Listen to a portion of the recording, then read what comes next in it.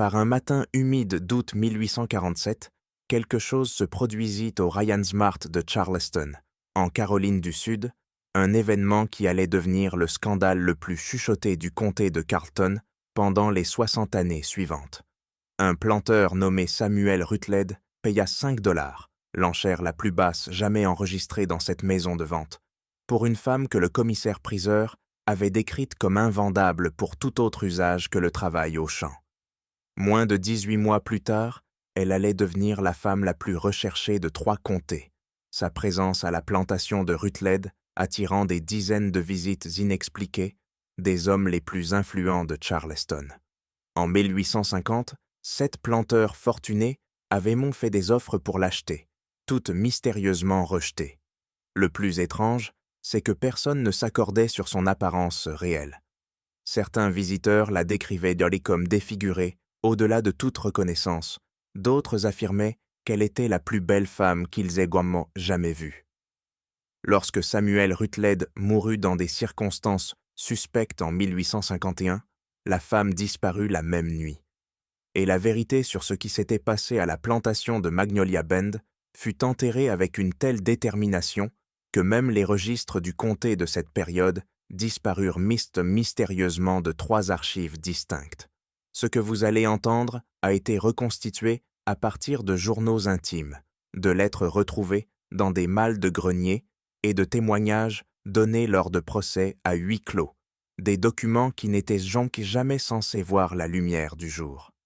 Avant de poursuivre l'histoire de la femme connue uniquement sous le numéro 39, si ce récit a déjà capté votre attention, abonnez-vous à Liturgy of Fear pour ne manquer aucun autre mystère sombre du passé caché de l'Amérique. Activez la cloche de notification et laissez un commentaire indiquant de quel État ou de quelle ville vous écoutez cette histoire. Nous aimons savoir d'où notre audience découvre ces récits oubliés. Revenons maintenant à Charleston, en Caroline du Sud, durant l'été 1847, pour comprendre comment une vente aux enchères, qui aurait dû durer 30 secondes, allait changer des vies et détruire des réputations pendant des décennies. Les maisons d'enchères de Charleston avaient, au milieu des années 1840, vu passer toutes sortes de transactions humaines.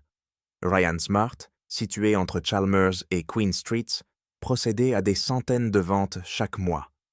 Hommes, femmes et enfants étaient exposés dans sa cour, entourés de hauts murs, devant des foules de planteurs, de courtiers et de spéculateurs. Le bâtiment lui-même était sans particularité. Des murs de briques de blanchie, à la chaux, retenant la chaleur de l'été, une estrade surélevée d'où le commissaire-priseur menait ses affaires, et des pièces étroites à l'arrière où les gens attendaient enchaîner leur tour sous le regard du public. L'odeur de sueur, de peur et de l'air sulfureux du port de Charleston créait une atmosphère que les habitués apprenaient à ignorer, bien que les visiteurs du Nord devaient souvent sortir pour respirer. Le comté de Colleton, où Samuel Rutledge entretenait sa plantation, s'étendait à l'intérieur des terres depuis Charleston, le long de la rivière Edisto, un paysage de rizières, de forêts de pins et de plantations portant sur les cartes des noms, évoquant des revendications territoriales. Whitehall, Fenwick Hall, Middleton Place. En 1847, l'économie du comté dépendait entièrement du riz et du coton, des cultures exigeant une main-d'œuvre colossale et rapportant des fortunes à ceux qui pouvaient gérer de vastes exploitations efficacement. Les familles aisées, les Ravenel, Huger, Pelot, Gettys, formaient un réseau interconnecté de mariages, de partenariats commerciaux et d'obligations sociales régissant tout, des bancs d'église aux nominations politiques. Samuel Rutledge occupait une position ambiguë dans cette hiérarchie. À 43 ans, il possédait Magnolia Bend, une plantation moyenne de 800 acres avec 42 esclaves, et des dettes qui augmentaient chaque année, malgré des récoltes correctes. Son épouse, Catherine, était morte en 1844 lors d'une épidémie de fièvre jaune, le laissant avec 2 filles, Louisa, 17 au 100, et Margaret, 14 ans, dont les perspectives de mariage nécessitaient une gestion prudente. Samuel était connu pour sa rigide frugalité, un trait qui lui valait le respect, mais peu d'affection parmi ses pairs. Il assistait rarement aux événements sociaux de Charleston, préférant la compagnie de ses livres de contes et de ses journaux agricoles. Son contremaître, un homme au cou épais nommé William Prior, gérait les opérations quotidiennes avec une efficacité proche de la cruauté, une qualité que Samuel ni n'encourageait ni ne réprimait. L'été 1847 avait été particulièrement oppressant, les températures dépassant les 32 degrés jour après jour et les rizières engendrant des nuées de moustiques rendant les promenades du soir impossibles. La situation financière de Samuel s'était détériorée l'hiver précédent lorsqu'un retard d'expédition l'avait forcé à vendre sa récolte de coton à des prix déprimés. Il avait besoin de travailleurs. 2 de ses ouvriers étaient morts de pneumonie en mars, et la saison de plantation avait révélé que sa main-d'œuvre était trop réduite. Mais il ne pouvait se permettre le prix courant pour de jeunes hommes en bonne santé, qui dépassait régulièrement les $1000. Il se rendit donc à Charleston en août avec un budget de $50, espérant trouver des ouvriers plus âgés ou atteints de légers handicaps qui pourraient encore être utiles à l'exploitation. La vente du 12 août commença à 10 heures du matin. Samuel arriva tôt, se tenant à l'ombre du mur est du marché, tout en étudiant une affiche listant les personnes à vendre ce jour-là. 23 individus seraient mis aux enchères, allant d'un forgeron, estimé à $1500, à plusieurs enfants, dont la valeur dépendait de leur achat conjoint avec leur mère. L'attention de Samuel se concentra sur les annonces les plus anciennes. Un homme de 50 ans souffrant d'une hernie, une femme de 45 ans décrite comme apte aux tâches domestiques malgré une boiterie. C'étaient les esclaves que personne d'autre ne voulait, ceux qui pouvaient déconvenir à son budget. Le commissaire-priseur, Thomas Gadsden, était un professionnel exerçant depuis 15 ans. Il savait lire une foule, susciter l'excitation pour les marchandises peu précieuses et écouler rapidement les malchanceux qui ne suscitaient aucun intérêt. La matinée se déroula comme prévu. Le forgeron se vendit pour $1400, une jeune femme et son nourrisson pour 900, 2 garçons adolescents pour 1600. Samuel observait sans faire d'enchères, attendant que les prix descendent à sa portée. Peu après midi, alors que la foule s'était réduite à une trentaine d'hommes cherchant encore des affaires, Gadsden appela le numéro 39. Samuel nota plus tard dans son journal privé que quelque chose avait changé dans la voix du commissaire. À ce moment-là, une note de dégoût qu'il dissimulait habituellement derrière son détachement professionnel. La femme qui émergea de l'arrière avança lentement, la tête recouverte d'un sac de jute qui descendait jusqu'à ses épaules. 2 assistants la guidèrent jusqu'à l'estrade où elle resta absolument immobile, sans un son. Celle-ci requiert une attention particulière, annonça Gadsden, sa chaleur habituelle remplacée par une froide efficacité. Elle a 24 ans, une constitution robuste, aucune maladie connue. Son ancien propriétaire l'a acquise dans le cadre d'un règlement de succession et nous demande de préciser qu'elle a été tenue à l'écart en raison de son apparence. Elle est capable de travailler au champ ou à tout emploi ne nécessitant pas de contact public. Mise à prix, $10. L'attention de la foule s'aiguisa. Les règlements de succession concernaient habituellement des esclaves âgés ou présentant des problèmes connus, mais une isolation pour cause d'apparence suggérait quelque chose d'inhabituel. Plusieurs hommes s'approchèrent. L'un demanda à voir le visage de la femme. Gadsden hésita, une hésitation que Samuel remarqua, car il n'avait jamais vu le commissaire hésiter avant de montrer une marchandise. Le vendeur, dit Gadsden prudemment, a ordonné que son visage reste couvert jusqu'à la fin de la vente. Je suis autorisé à vous dire qu'elle a subi de graves brûlures lors d'un incendie durant son enfance. Elle est parfaitement fonctionnelle et voit des 2 yeux. Cependant, son apparence est fortement défigurée. Le vendeur estime que cette information suffit. Ce qui suivit fit l'objet de débats parmi les témoins. Certains hommes perdirent immédiatement tout intérêt et quittèrent les lieux, refusant d'acheter quelqu'un qu'ils ne pouvaient examiner. D'autres restèrent, intrigués par le mystère, ou calculant qu'une travailleuse défigurée pourrait avoir l'avantage de ne pas attirer l'attention, source de complications dans les plantations. Quelques-uns rirent, lançant des plaisanteries grossières sur les brûlures, et doutant que quelqu'un offre même 5 $ pour une marchandise abîmée. Les enchères stagnèrent à 10, puis 9 $.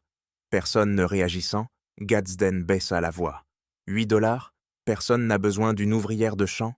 Elle est forte, jeune, elle vous servira pendant des années. 7, 6? Son visage s'était empourpré, de chaleur ou de honte, Samuel ne saurait dire. 5 $? Ai-je 5? La main de Samuel se leva. Il se dit plus tard que c'était par pragmatisme. 5 $ pour une travailleuse jeune et forte, c'était une affaire, quelle que soit son apparence. Le travail des champs ne demandait pas de beauté. Son contremaître pourrait la tenir éloignée de la maison principale si nécessaire, loin de ses filles. C'était simplement une bonne affaire. Mais dans son journal, écrit à la lueur d'une chandelle cette nuit-là, après son retour à Magnolia Bend avec sa nouvelle acquisition, il nota autre chose.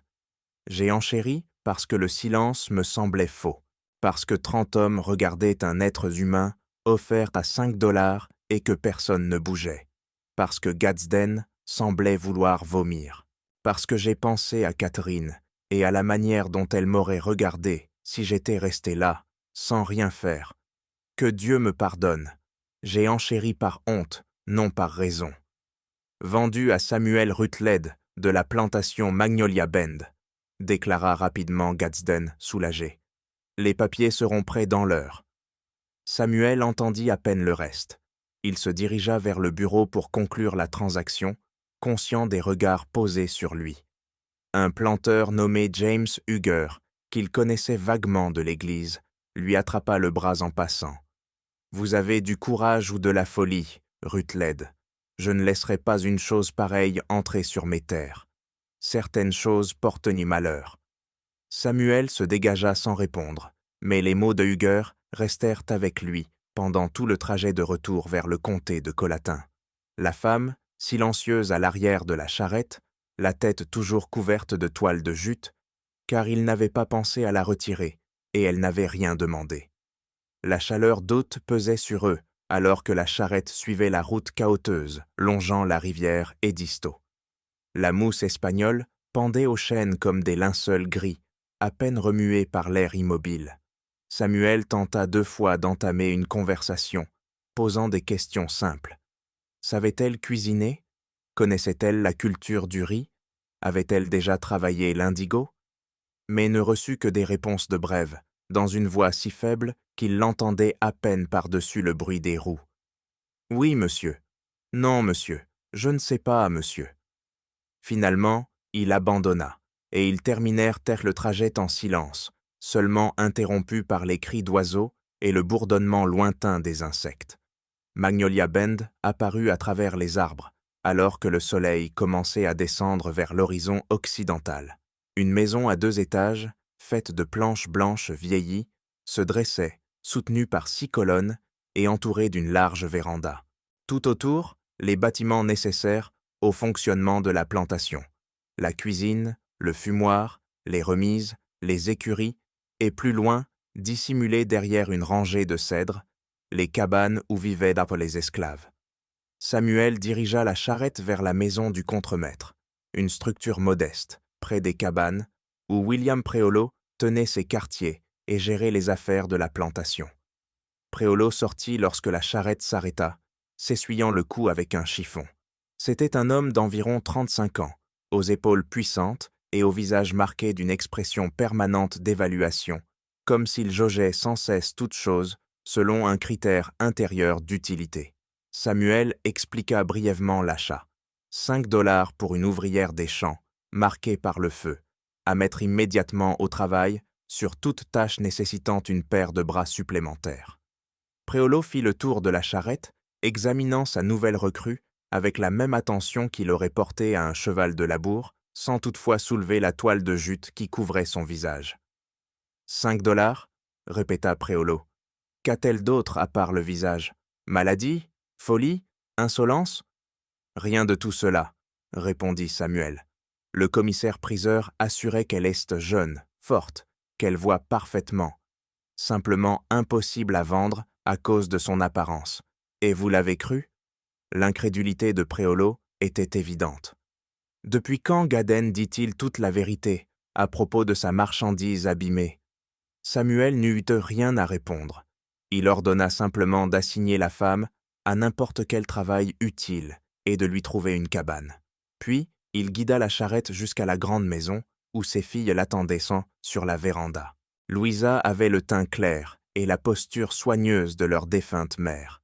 Margaret, plus sombre, semblait toujours agitée, incapable de rester immobile. Toutes deux le regardaient, curieuses, mais il se contenta de dire qu'il avait acheté une nouvelle travailleuse pour aider aux récoltes à venir. Ce soir-là, Samuel s'assit dans son bureau, ses registres ouverts devant lui, incapable de se concentrer sur les chiffres. Cet achat de 5 $ le troublait d'une manière qu'il ne parvenait pas à expliquer. Il revoyait sans cesse le silence du marché aux enchères, la façon dont les hommes s'étaient reculés de l'estrade, comme si la simple proximité de la femme pouvait les contaminer. Il pensa à la toile de jute qui recouvrait encore son visage quand Préolo l'avait conduite vers les cabanes. Il n'avait pas demandé à voir ce qu'il y avait dessous. Préolo non plus. Tous deux avaient tacitement choisi de ne pas regarder. La femme, Samuel se rendit compte qu'il ne lui avait même pas demandé son nom, qu'il ne l'avait pas vue sur l'acte de vente, qu'elle n'était pour lui que le numéro 39, fut affectée dès le lendemain aux rizières. La principale culture de la plantation exigeait une attention constante, inondation et drainage selon un calendrier précis, désherbage, surveillance des parasites et des maladies, entretien des digues et des fossés qui régulaient de l'eau. Un travail éreintant, accompli sous une chaleur humide, au milieu de nuées de moustiques. Mais ce travail gardait aussi les ouvriers relativement isolés, chacun responsable de sa parcelle. Préolo plaça le numéro 39 à l'extrémité est du domaine, la plus éloignée de la maison principale et de la route, afin qu'elle ait le moins de contact possible avec quiconque. Pendant 3 semaines, rien d'anormal ne se produisit. La femme travaillait en silence, aussi forte que l'avait promis le commissaire-priseur, accomplissant ses tâches sans plainte ni conversation. Les autres ouvriers la laissaient tranquille, peut-être à cause du sac qui couvrait son visage, peut-être simplement parce que Préolo leur avait ordonné de s'occuper de leurs affaires. Samuel ne sut jamais, il ne la voyait presque jamais, sinon de loin, lorsqu'il inspectait les champs. Le sac de jute restait en place et Samuel se sentait presque soulagé de ne pas avoir à affronter ce qu'il cachait. Puis, le premier dimanche de septembre, tout changea. Les filles de Samuel assistèrent, comme chaque semaine, à l'office du matin, à l'église Saint-Barthélemy. Sur le chemin du retour, Margaret se plaignit d'un mal de tête et alla directement se reposer dans sa chambre. Une heure plus tard, Louisa la découvrit allongée sur le sol, secouée de convulsions violentes, de la mousse au coin des lèvres, les yeux révulsés, ne laissant voir que le blanc. Samuel envoya aussitôt chercher le docteur Henry Middleton, le médecin le plus proche, dont la plantation se trouvait à 4 milles. En attendant, Margaret cessa de convulser, mais ne se réveilla pas. Sa respiration était faible et irrégulière, sa peau froide malgré la chaleur. Le docteur arriva 2 heures plus tard et l'examina attentivement. Pouls, pupilles, teint, respiration. Il posa des questions sur son alimentation, ses activités, et demanda si elle s'était plainte d'un malaise avant la crise. Samuel lui raconta tout ce dont il se souvenait. Margaret allait bien ce matin-là, un peu plus calme que d'habitude, avait pris son petit déjeuner sans problème, était allée à l'église, puis s'était plainte d'un mal de tête, rien qui ne laissait présager un tel drame. « Oh, je ne peux en déterminer la cause », avoua enfin le docteur Middleton. Parfois, de jeunes femmes connaissent ce genre d'épisode à cause de l'hystérie ou d'une trop grande excitation, bien que Margaret m'ait toujours semblé très posée. Je laisserai du laudanum pour la douleur lorsqu'elle se réveillera, ainsi que des instructions pour ses soins. Si elle fait une nouvelle crise, envoyez-moi immédiatement. Et si elle ne se réveille pas d'ici 12 heures ?» Il ne termina pas sa phrase. Margaret se réveilla ce soir-là, confuse et faible, sans souvenir de la crise ni des heures écoulées. Elle se plaignit d'un mal de tête plus intense, de la lumière qui lui blessait les yeux, et de ne plus se souvenir de choses simples. Le nom du cheval, la couleur de la robe de Louisa pour l'église, les cantiques chantés le matin même. Le docteur Middleton avait prévenu que ces symptômes pouvaient donc survenir et avait recommandé repos, obscurité et silence. Mais dans les jours suivants, Margaret n'alla pas mieux. Les maux de tête persistaient, parfois si violents qu'elle ne pouvait quitter son lit. Elle eut de nouvelles crises, effrayantes par leur brutalité. Sa mémoire devint de plus en plus défaillante. Elle oubliait les conversations d'1 heure plus tôt, appelait Louisa du nom de leur mère, demandait quand leur père reviendrait de Charleston alors qu'il était assis à son chevet. Samuel sentit qu'il approchait du même gouffre que celui qu'il avait connu avant la mort de Catherine. Ces mois où la médecine avait échoué et où il avait dû regarder, impuissant, la fièvre jaune consumer son épouse degré par degré. Il rappela le docteur Middleton. Celui-ci examina de nouveau Margaret et avoua son incompréhension. « J'ai déjà vu de tels symptômes chez des patients ayant subi un traumatisme crânien ou ayant été exposés à certaines toxines, dit-il. Mais Margaret n'a connu ni l'un ni l'autre. Je ne peux que recommander le repos, le laudanum, et prier pour que ce mal s'en aille. » Mais il ne s'en alla pas. À la fin septembre, Margaret quittait rarement son lit. Ses crises étaient devenues plus fréquentes, ses moments de lucidité plus courts. Elle se mit à parler d'événements qui n'avaient jamais eu lieu, de conversations avec des gens qui n'existaient pas. Louisa passait des heures à son chevet, lui rafraîchissant le front avec des linges humides, lui lisant des versets de la Bible. Samuel, lui, regardait sa fille s'effacer dans une maladie sans nom et sans remède. Et, pour la première fois depuis la mort de Catherine, il pria avec la détresse de celui qui sait qu'il ne lui reste plus que la prière. Ce fut Louisa qui suggéra la première d'essayer les remèdes traditionnels. Elle rappela à son père que certains esclaves possédaient un savoir transmis de génération en génération à propos d'herbes et de traitements que les médecins blancs ignoraient. Leur mère, autrefois, consultait une vieillarde femme nommée Rose, aujourd'hui décédée, qui soignait diverses maladies avec des tisanes et des cataplasmes, souvent avec succès quand la médecine ordinaire échouait. Peut-être quelqu'un d'autre sur la plantation détenait-il ce savoir. Peut-être valait-il la peine d'essayer, puisque le docteur Middleton avait avoué son impuissance. Samuel hésita d'abord. C'était un homme de science et d'éducation, lecteur de journaux agricoles et de bulletins médicaux, convaincu que la superstition devait être remplacée par la connaissance. Mais voir Margaret décliner ébranlait ses certitudes. Après que Louisa eut insisté une 3e fois, il ordonna à Préolo d'enquêter, qu'on lui dise si quelqu'un parmi les travailleurs connaissait les pratiques de guérison. Le contremaître revint le lendemain avec une réponse qui surprit Samuel. La femme de la vente, le numéro 39, aurait vécu auprès de quelqu'un qui pratiquait la médecine par les herbes. Elle pourrait peut-être savoir quelque chose qui aiderait. Samuel dit à Priolo d'amener la femme à la maison principale ce soir-là, après la fin du travail au champ. La femme arriva au coucher du soleil, portant toujours le sac de jute sur la tête et les épaules. Samuel la reçut sur la véranda arrière, loin des fenêtres, où Louisa pourrait voir. Préolo se tenait non loin, l'air de croire que toute cette affaire était absurde, mais prêt à céder à la détresse de son maître. Samuel expliqua en détail les symptômes de Margaret, les crises, la perte de mémoire, les maux de tête, la confusion, la faiblesse progressive. Il demanda si la femme connaissait quelque chose qui pourrait aider. La réponse vint dans cette même voix, douce que Samuel n'avait entendue qu'un instant pendant le trajet en chariot depuis Charleston. « Je pourrais savoir quelque chose, monsieur, si vous me permettiez de voir la jeune demoiselle et de lui poser quelques questions. » Samuel hésita. L'idée de faire entrer cette femme, dont il n'avait jamais vu le visage, qu'on disait affreusement défiguré, dans la chambre de sa fille, malade, lui parut inacceptable d'une manière qu'il ne pouvait expliquer. Mais Margaret mourait. Il le savait maintenant, même si le docteur Middleton avait été trop professionnel pour le dire ouvertement. Qu'importait la bienséance si elle devait lui coûter son enfant?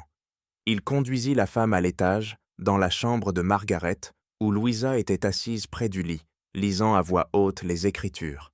Son aîné leva les yeux en les voyant entrer, et Samuel vit son regard s'élargir en découvrant la silhouette recouverte de toile de jute qui se tenait dans l'embrasure de la porte. Il expliqua rapidement « Cette femme connaît peut-être des remèdes à base d'herbes qui pourraient t'aider. Je lui ai demandé d'examiner Margaret. Nous devons tout essayer. » Le visage de Louisa exprimait le doute, mais aussi l'espoir. Ce mélange né de l'impuissance devant celui qu'on aime et que la médecine ne parvient pas à sauver. La femme s'approcha lentement du lit de Margaret, comme pour ne pas l'effrayer. Margaret avait les yeux clos, la respiration faible, les cheveux humides de sueur malgré la fraîcheur du soir. La femme s'agenouilla, posa doucement sa main sur le front de la jeune fille, sa peau sombre contrastant avec celle, pâle, de Margaret. Puis elle parla, d'une voix toujours calme, mais teintée d'une sincère inquiétude. « Mademoiselle Margaret, m'entendez-vous? Pouvez-vous me dire quand le mal de tête a commencé? Quand vous vous êtes sentie mal ?» Les paupières de Margaret s'ouvrirent légèrement, ses yeux vagues et perdus. « Mère, » murmura-t-elle. « Mère, ma tête me fait si mal. Quand rentrons-nous à la maison? » « Bientôt, » répondit doucement la femme. « Bientôt, mon enfant. Mais d'abord, j'ai besoin de savoir certaines choses. Te souviens-tu de ce que tu as mangé avant que les maux de tête ne commencent? As-tu touché quelque chose d'étrange? As-tu senti une odeur inhabituelle? » Les questions se poursuivirent pendant plusieurs minutes, patientes et délicates, tandis que Margaret flottait entre lucidité et confusion. Samuel observait, frappé par le ton de cette voix. Elle le lui rappelait celui de Catherine, sa défunte épouse, lorsqu'elle parlait aux filles quand elles étaient là petites et apeurées. Un mélange de douceur et d'assurance qui rendait toute chose moins terrible. Il réalisa qu'il s'attendait à trouver une femme brisée, lente, peut-être dérangée. Mais sa manière d'être trahissait au contraire une éducation, une expérience, une maîtrise calme et mesurée, bien étrange pour une esclave vendue 5 $ et affublée d'un sac sur la tête. Finalement, la femme se leva et demanda à parler à Samuel en privé. Ils retournèrent sur la véranda où la lumière s'éteignait à l'ouest. Pello avait disparu, probablement rentré souper chez lui. Samuel attendit que la femme parle, remarquant pour la première fois que ses mains n'étaient pas brûlées. La peau était lisse, sans cicatrice, les doigts longs et gracieux. Si le feu avait vraiment détruit son visage, comment ses mains avaient-elles pu rester intactes? « Monsieur, » commença-t-elle d'une voix toujours basse mais plus assurée, « je dois vous poser une question, et j'ai besoin que vous me répondiez avec franchise, car la vie de votre fille peut en dépendre. Quelqu'un a-t-il donné récemment à mademoiselle Margaret quelque chose de particulier à manger ou à boire? Un cadeau, une tisane, un remède venant de l'extérieur de votre maison? » Samuel réfléchit. « Non, tout ce qu'elle mange vient de notre cuisine. Tout est préparé par notre cuisinière, qui est avec nous depuis des années. Le docteur Middleton a laissé du laudanum, mais c'est un traitement courant. Pourquoi cette question? » La femme resta silencieuse un moment. Samuel eut l'impression étrange qu'elle décidait jusqu'où elle pouvait aller. Lorsqu'elle reprit, ses mots étaient d'eau choisie. Les symptômes de mademoiselle Margaret, les crises, la perte de mémoire, la confusion, la faiblesse progressive, correspondent à certains types d'empoisonnement. Pas une intoxication alimentaire, mais un empoisonnement lent, provoqué par une substance qui s'accumule peu à peu dans le corps. Il existe des plantes capables de cela, et certaines personnes savent les utiliser. Les mots restèrent suspendus dans l'air. Empoisonnement. Quelqu'un faisant volontairement du mal à sa fille. L'idée paraissait impossible. Margaret avait 14 ans, douce, aimée de tous. Qui voudrait nuire à un enfant? Et pourtant, plus Samuel y pensait, plus l'explication de la femme semblait logique. La maladie de Margaret était apparue soudainement, mais avait progressé de manière constante, sans fluctuation naturelle. Et tout avait commencé ce dimanche-là, le 1er de septembre, quand quelque chose avait changé. « Si vous avez raison, » dit Samuel lentement, « cela signifie que quelqu'un dans ma maison tente de tuer ma fille. » « Je dis que c'est possible, monsieur. Je ne peux pas en être certaine sans savoir davantage. Mais j'ai déjà vu des symptômes identiques causés par une plante appelée White Snake Root. Elle pousse à l'ombre, dans les sous-bois. Et si quelqu'un sait la préparer, de petites doses répétées peuvent vous provoquer exactement ce que vit mademoiselle Margaret. Finalement, cela la tuerait. Et la plupart des médecins ne soupçonneraient antique rien, car les signes imitent d'autres maladies. Samuel sentit le froid l'envahir malgré la chaleur du soir. « Pouvez-vous la sauver? Si elle a été empoisonnée, peut-on la guérir? » Si on arrête immédiatement le poison, oui, le corps peut éliminer les toxines s'il n'en reçoit plus. Mais monsieur, vous devez découvrir qui fait cela et l'empêcher, car s'il s'agit bien d'un empoisonnement, la personne essaiera encore. Samuel posa la question qui s'imposait. « Comment savez-vous tout cela, vous, sur les poisons, les plantes, les symptômes ?» La femme eut un léger mouvement de recul, comme sous le poids d'un souvenir douloureux. « J'ai été instruite par quelqu'un qui connaissait le pouvoir des plantes, pour guérir et pour nuire. Celui qui comprend cela sait que tout dépend de la dose et de l'intention. Je ne pratique pas le poison, mais je sais le reconnaître quand je le vois. » Ils parlèrent encore une dizaine de minutes.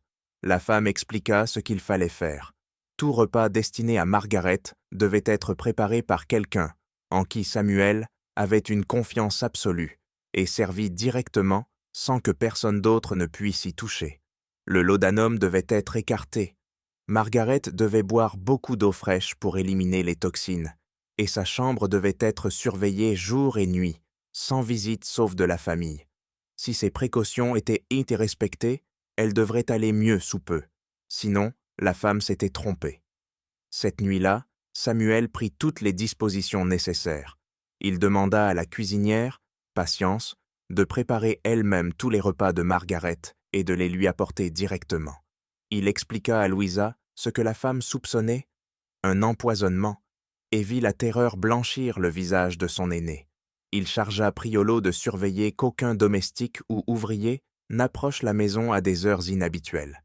Et il resta lui-même dans la chambre de Margaret toute la nuit, incapable de dormir tant que la vie de sa fille tenait à un fil.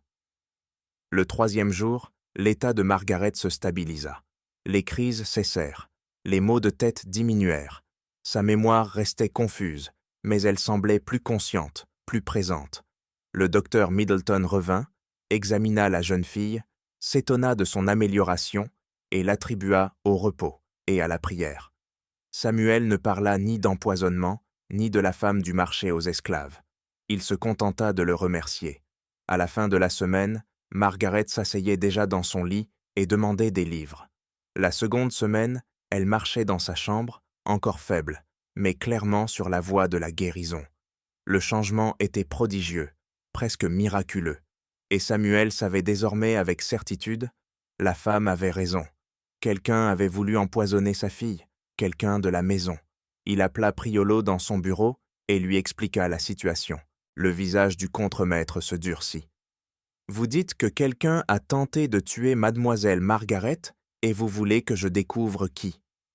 Je dis que nous devons connaître la vérité.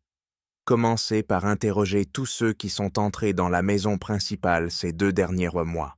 La cuisine, les domestiques, les fournisseurs. Je veux savoir si quelqu'un s'est comporté étrangement, a posé des questions, s'est intéressé aux activités de Margaret. » L'enquête dura 3 jours. Priolo interrogea chacun méthodiquement et Samuel guettait les incohérences. Ce qui ressortit finit par le glacer. Plusieurs témoins affirmèrent donc que Louisa préparait des tisanes spéciales pour sa sœur, des mélanges d'herbes censés calmer les maux de tête. La gouvernante, Ruth, se souvenait que Louisa lui avait demandé des renseignements sur certaines plantes aux fleurs blanches poussant dans les bois.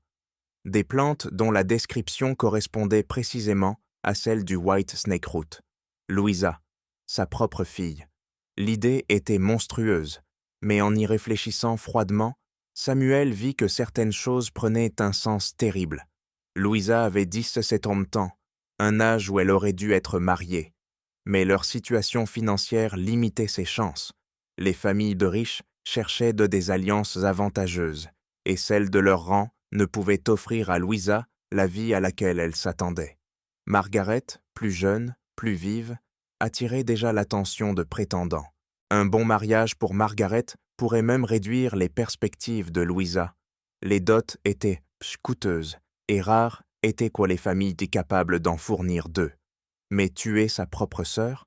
Par jalousie? Par calcul? Impossible. Samuel affronta sa fille ce soir-là, dans le salon, après que Margaret se fut endormie. Il lui demanda directement à propos des tisanes. Louisa pâlit, puis rougit, et se mit à pleurer, des larmes de colère plus que de repentir. « Tu crois cette créature plutôt que ta propre fille ?» s'écria-t-elle. « Cette femme que tu as fait entrer ici, qui cache son visage comme un monstre, elle t'a monté la tête contre moi. Réponds à la question, Louisa. Que mettais-tu dans les tisanes pour ta sœur? Des herbes pour les maux de tête, camomille, menthe et un peu de partenelle, les mêmes que maman utilisait. J'essayais de l'aider. Ce docteur Middleton ne fait que prendre ton argent et laisser son laudanum. Ruth dit que tu as posé des questions sur des plantes à fleurs blanches, du white snake root. Pourquoi? Le visage de Louisa exprima une vraie incompréhension. Je n'ai jamais parlé de white snake root. Je ne sais même pas ce que c'est.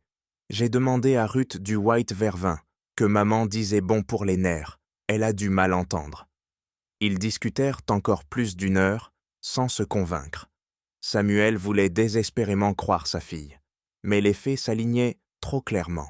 Louisa avait eu l'occasion, peut-être le mobile.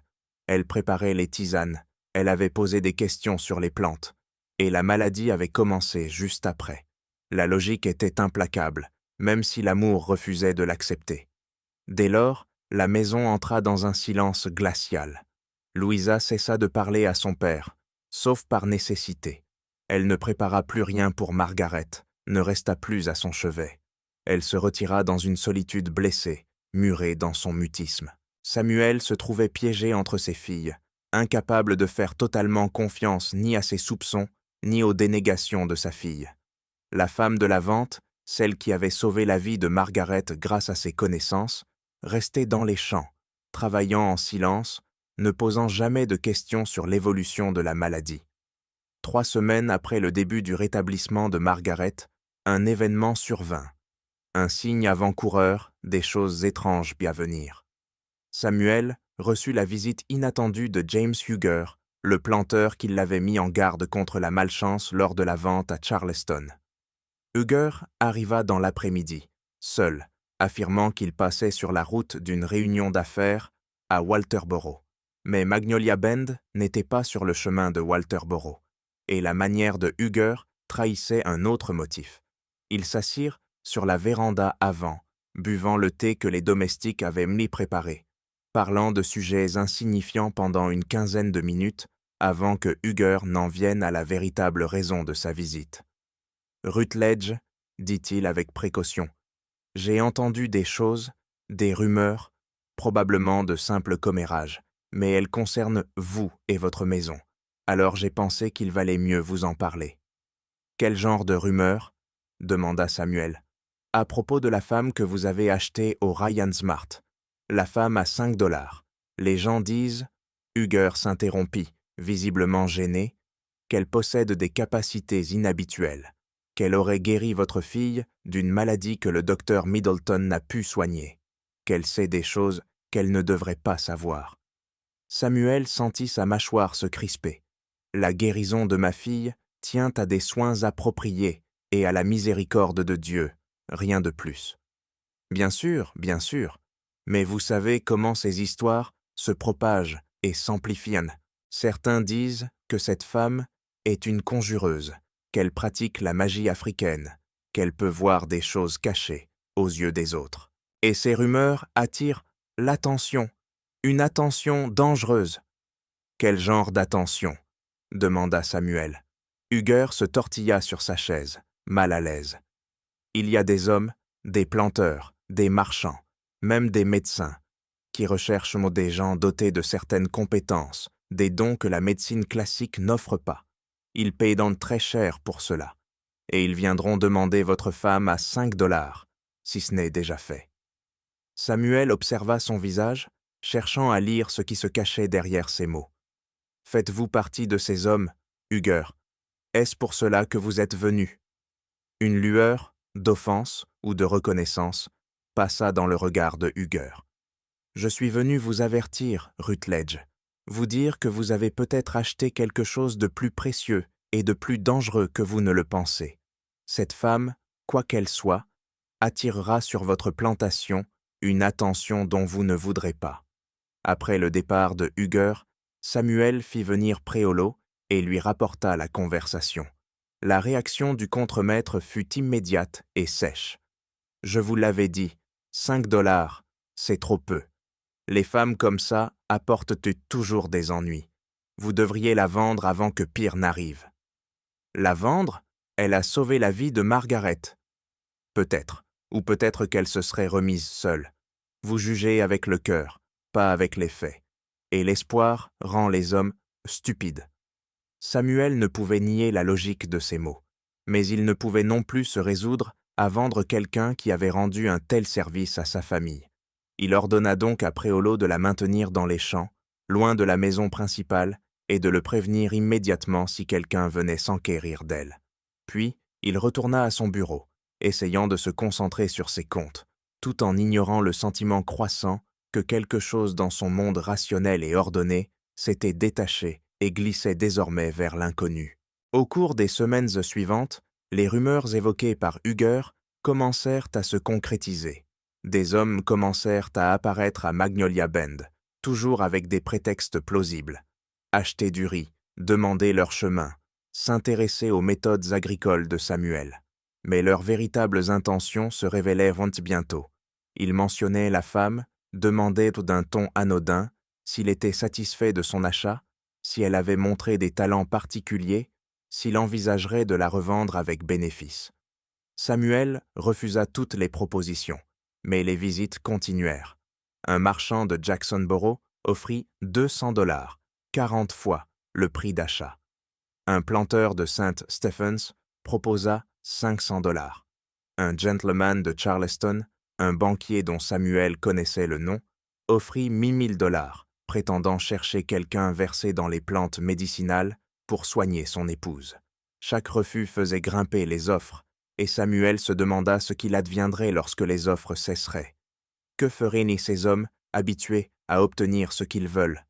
Pendant ce temps, sans qu'ils s'en rendent compte immédiatement, la femme de la vente, toujours sans nom, toujours le visage couvert de toile de jute, toujours silencieuse, commença à transformer la plantation. Les travailleurs devinrent plus dociles, plus appliqués. Les incidents diminuèrent, les punitions aussi. Une sorte de calme s'installa, un ordre nouveau. Préolo y vit une coïncidence, ou l'effet d'une discipline plus stricte. Samuel voulut le croire, mais il ne put s'empêcher de remarquer que tout avait commencé avec l'arrivée de la femme. Peut-être, songea-t-il, que ses dons dépassaient la simple connaissance des herbes. Peut-être savait-elle lire les âmes, influencer les relations, semer l'harmonie ou le chaos. Et si c'était cela qui l'avait isolée avant la vente, non pour une difformité, mais pour quelque chose de bien plus troublant, ses pensées le tinrent éveillé la nuit. Il se mit à boire davantage, le bourbon, après le dîner, puis avant le dîner. Son esprit rationnel se fissurait. Ses rapports avec Louisa restaient mi-froids. Elle ne lui avait jamais pardonné ses soupçons. Margaret, elle, s'était remise, mais semblait changer. Plus calme, plus distante, moins confiante. La maison, autrefois vivante, n'était plus qu'un théâtre où chacun jouait un rôle vide de sens, attendant la rupture. Elle survint un mardi soir de novembre. Samuel, dans son bureau, entendit Louisa hurler. Il accourut, le cœur battant, croyant trouver Margaret en crise. Au lieu de cela, il trouva Louisa dans le couloir, fixant sa chambre avec horreur. Il entra et s'arrêta net. La femme de la vente se tenait là, près du lit. Le sac de jute gisait à terre, et pour la première fois depuis Ryan Smart, son visage était découvert. Samuel n'en crut pas ses yeux. Elle n'était pas défigurée, ni brûlée, ni marquée. Son visage était ordinaire, peut-être même beau, avec des traits nets, une peau intacte. Rien de monstrueux, rien de ce qu'il avait imaginé. Mais Louisa criait « Monstre! Monstre! Éloignez-la » La femme, elle, restait immobile, le regard calme. Samuel s'interposa. « Que faites-vous ici? Comment êtes-vous entré? Pourquoi avoir retiré votre voile ?» La voix de la femme, désormais ferme, claire, portait un accent du Nord, instruit, inattendu. « Je suis venu parler à mademoiselle Louisa. Elle prépare quelque chose, et je voulais l'en empêcher. Et j'ai retiré le sac parce qu'il était temps que vous compreniez ce que vous avez réellement acheté. »« Sors d'ici !» hurla Louisa. « Père, faites-la partir. Elle est maléfique. Elle change. »« Change ?» répéta Samuel. « Que veux-tu dire ?» La femme se tourna vers lui et il sentit un trouble dans sa perception. Pendant un instant, il crut voir un autre visage sous le sien, une silhouette double, comme un reflet dans l'eau agitée. Puis, tout redevint normal. « Je change, » dit-elle calmement, « parce que les gens voient ce qu'ils attendent, ce qu'ils craignent, ou ce dont ils ont besoin. L'encanteur à Ryan Smart s'attendait à voir une femme défigurée. Il a donc vu cela. Votre fille s'attendait à un monstre. Elle voit un monstre. Vous, vous attendiez quelqu'un d'abîmé mais utile. C'est ce que vous avez vu. Mais je ne suis rien de tout cela. Ce que je suis est plus complexe, plus dangereux et plus précieux que vous ne pouvez l'imaginer. » Samuel tremblait. Son esprit logique refusait cette idée, qu'elle puisse altérer la perception, manipuler la réalité. Mais ses yeux avaient donc vu le changement. Il murmura « Que voulez-vous ?»« Je veux passer un accord, monsieur Rutledge. J'ai sauvé votre fille.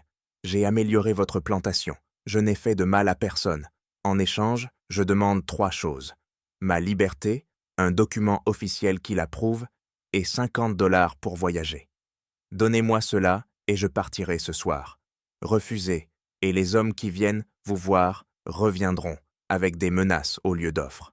Vous ne pourrez pas me protéger, mais vous pouvez me libérer avant qu'il ne soit trop tard. » Derrière lui, Louisa sanglotait, secouée de spasmes.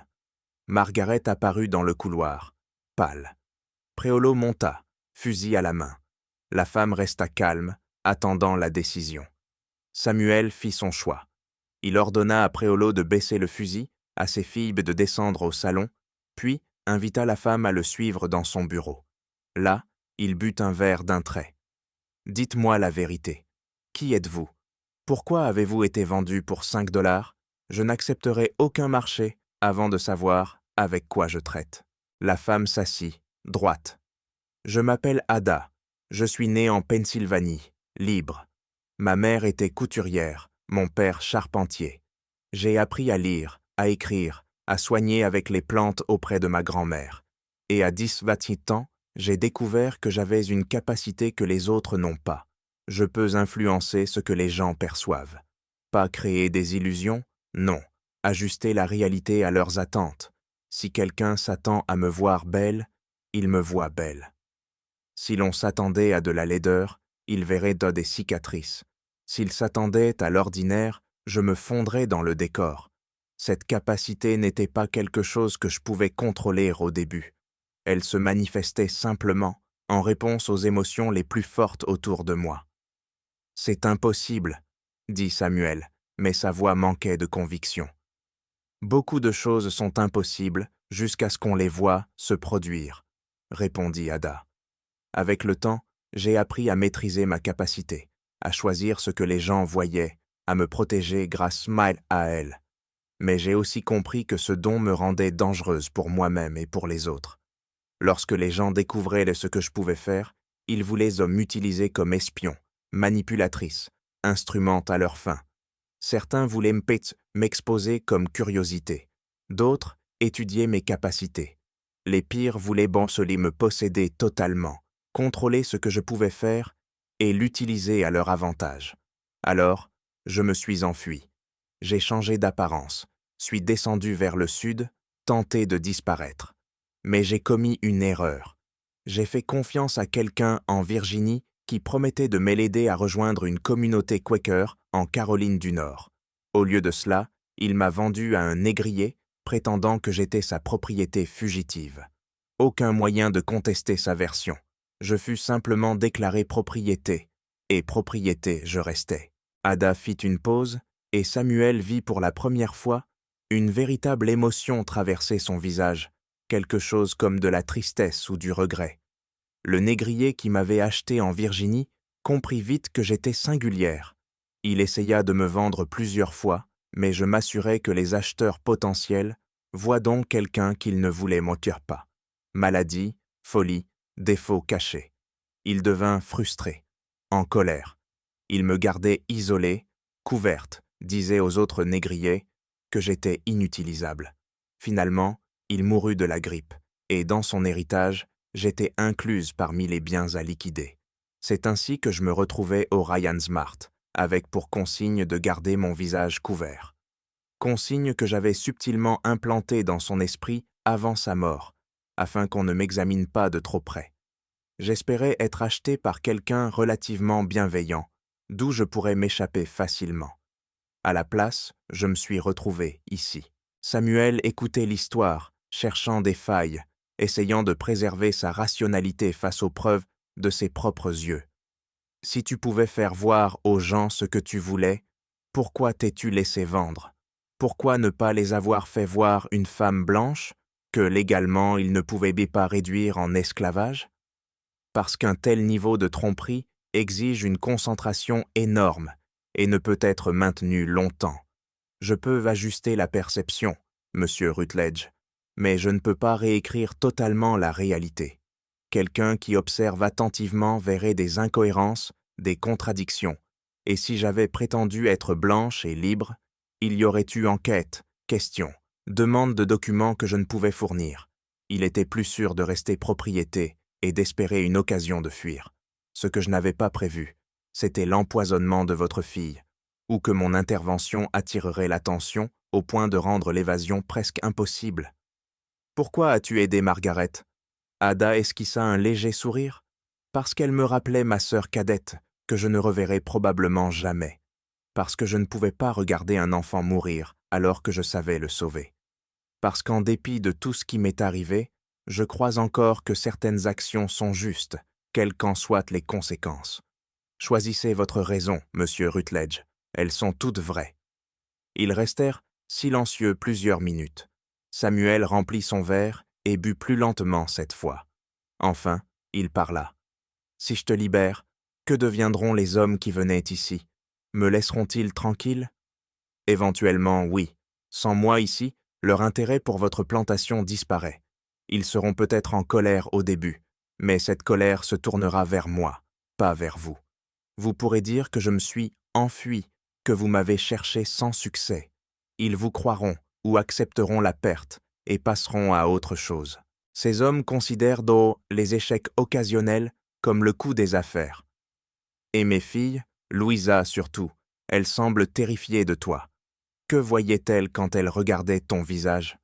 L'expression d'Ada devint soigneusement neutre. Je ne peux pas contrôler ce que les gens voient quand ils me regardent, monsieur Rutledge. Je ne peux qu'influencer. Miss Louisa a vu ce qu'elle craint le plus. Son propre visage lui a été renvoyé, avec toute la laideur de ses actions visibles. Elle s'est vue empoisonneuse, sœur qui tenta de tuer pour un avantage. Que ce reflet soit exact ou seulement le fruit de sa culpabilité, je l'ignore. Mais ce qu'elle a vu était en elle, pas créé par moi. Samuel sentit son estomac se nouer.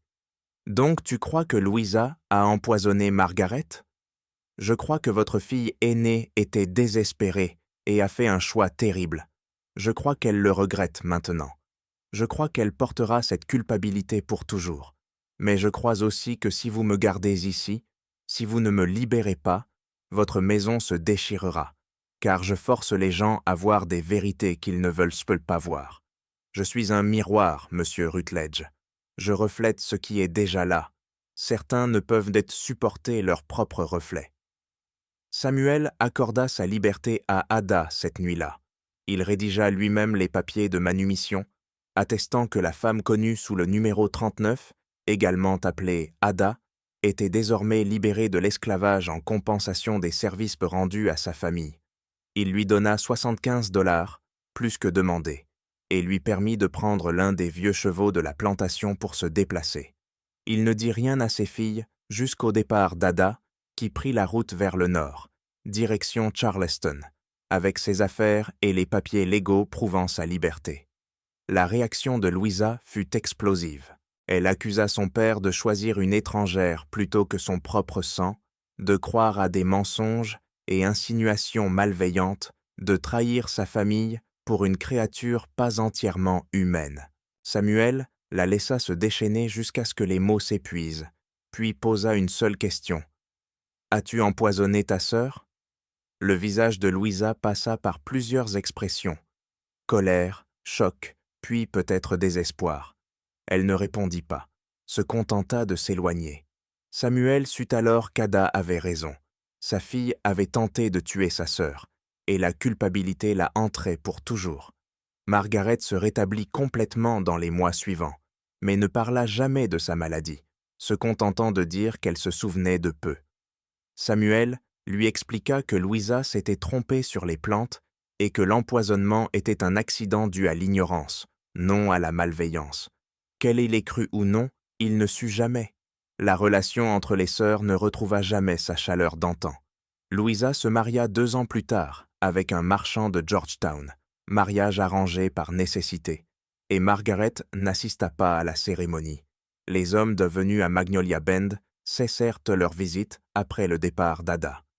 Samuel n'entendit plus jamais parler de sa femme à $5, même si parfois, à l'église ou à Charleston, il surprenait des bribes de conversation, laissant entendre que son histoire était devenue légende. Certains disaient qu'elle avait été une sorcière, d'autres qu'elle était un ange, envoyé pour tester les âmes. Quelques-uns prétendaient dans lesquels il dit qu'elle était ordinaire et que toutes ces histoires étranges étaient des inventions de superstition. Samuel ne corrigea jamais personne et ne donna jamais son propre récit. Il garda les papiers de manumission d'Ada dans un tiroir fermé et n'en parlait qu'en termes de vagues, si on l'interrogeait. La plantation Magnolia Bend poursuivit ses activités pendant encore 10 ans avant que Samuel ne la vende et déménage à Charleston pour se rapprocher de Margaret, mariée à un avocat et mère de 3 enfants. Louisa vécut à Georgetown jusqu'en 1863, quand les forces de l'Union occupèrent la ville et que son mari marchand s'enfuit en Angleterre. Elle revint brièvement à Charleston la dernière année de la guerre et resta 3 mois chez Samuel, période durant laquelle elle et Margaret se contentèrent d'une politesse glaciale, brisant le cœur de Samuel. Louisa mourut en 1867 de complications de la grippe, et Samuel paya ses funérailles dans le caveau familial de St. Bartholomew, à côté de Catherine. Les archives de Magnolia Bend, en 1847-1848, étaient dispersées. Documents judiciaires ici, registres de plantation là, correspondances privées dans des coffres familiaux fermés pour des générations. L'histoire de la femme à $5 se fragmenta, se transforma, se déforma jusqu'à ce que la vérité soit enfouie sous des mythes et spéculations. Certains descendants niaient son existence. D'autres assurent que l'incident fut inventé par des abolitionnistes pour discréditer le système des plantations. Les archives officielles sont curieusement incomplètes, avec des pages manquantes dans les registres d'enchères et les fichiers de comté. Mais en 1902, un journaliste étudiant des cas de propriétés inhabituelles en Caroline du Sud découvrit les papiers de manumission de Samuel Rutledge pour Ada, dans une collection donnée à la Charleston Library Society. Ces documents mentionnaient mais son nom complet, Ada Mary Freeman, et sa naissance à Pittsburgh, Pennsylvanie. Le journaliste tenta de retracer ses déplacements après 1848, sans résultat définitif. Une femme correspondant à sa description apparue dans des documents du chemin de fer clandestin de 1849, aidant des esclaves en fuite vers le nord. Une autre mention possible la place à Philadelphie en 1852 comme infirmière lors d'une épidémie de choléra. La dernière référence potentielle est une lettre de 1871 d'un enseignant quaker de l'Ohio parlant d'une femme nommée Ada, dirigeant une école pour esclaves affranchie et aidant ses élèves à se sentir confiants et valorisés malgré leurs circonstances. Ces mentions concernent-elles toutes la même personne? Ada Freeman a-t-elle disparu dans l'immense paysage américain, devenant l'une des innombrables personnes ayant vécu et disparu sans trace? Aucun historien ne l'a déterminé avec certitude. Il reste l'entrée du journal de Samuel Rutledge, la nuit où il la libéra, écrite d'une main tremblante sous l'effet du bourbon et de l'émotion. Ce soir, j'ai libéré la femme que j'avais achetée pour $5. Je ne sais pas si elle était ce qu'elle prétendait être, ou si j'ai simplement vu ce qu'elle voulait que je voie. Je ne sais pas si elle avait des pouvoirs surnaturels, ou simplement le courage et l'intelligence de survivre à des circonstances impossibles. Ce que je sais, c'est ceci. Elle a sauvé la vie de ma fille et m'a montré que j'avais élevé une autre fille capable de meurtre. Elle a dressé un miroir devant ma maison et m'a forcé à voir des vérités que j'évitais. Qu'elles soient saintes, démons ou simplement humaines, je ne peux juger. Je sais seulement qu'après son départ, ma plantation semblait plus vide, plus sombre, comme si quelque chose qui apportait lumière, même inconfortable, avait été éteint. Que Dieu me pardonne si j'ai fait le mauvais choix. Que Dieu m'aide si j'ai fait le bon. Ce mystère nous montre que les aspects les plus terrifiants de la nature humaine se cachent souvent derrière les visages que nous croyons connaître, et que la vérité peut être bien plus étrange et inquiétante que n'importe quelle explication surnaturelle. L'histoire d'Ada Freeman, si c'était bien son nom, nous rappelle que l'histoire américaine recèle d'innombrables épisodes qui échappent à toute catégorisation simple. Des événements qui semblent impossibles jusqu'à ce que l'on reconnaisse que la capacité humaine, pour le bien ou le mal, dépasse largement ce que nous admettons généralement. Que pensez-vous de cette histoire? Croyez-vous qu'Ada Freeman avait de véritables pouvoirs? Ou était-elle simplement une survivante brillante, comprenant mieux la psychologie humaine que son entourage? Pensez-vous que Louisa a vraiment tenté d'empoisonner Margaret, ou existe-t-il une autre explication?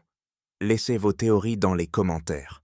Si ce récit vous a plu et que vous voulez plus d'histoires d'horreur comme celle-ci, abonnez-vous à Liturgy of Fear. Activez la cloche de notification pour ne jamais manquer une vidéo et partagez-la avec quelqu'un qui aime les mystères entre histoire et légende. Le passé regorge d'histoires qui demandent à être racontées, et nous continuerons à vous les dévoiler, un sombre secret à la fois. À la prochaine vidéo.